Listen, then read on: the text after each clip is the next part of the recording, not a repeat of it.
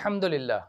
सवाल: माह रमज़ान के दिनों में सौम की हालत में खुशबू और इत्र वग़ैरह के इस्तेमाल का शरई हुक्म क्या है? जवाब: माह रमज़ान के दिनों में इत्र और खुशबू इस्तेमाल करने और उन्हें सूंघने में कोई हर्ज नहीं, अलबत्ता अगर बुखूर यानी धूनी की सूरत में हो तो उसे दानिस्ता न सूंघें, क्योंकि धुआं मैदे तक पहुंच सकता है। देखिए फतावा व रसाइल अल-उथैमीन सफ़ा 223।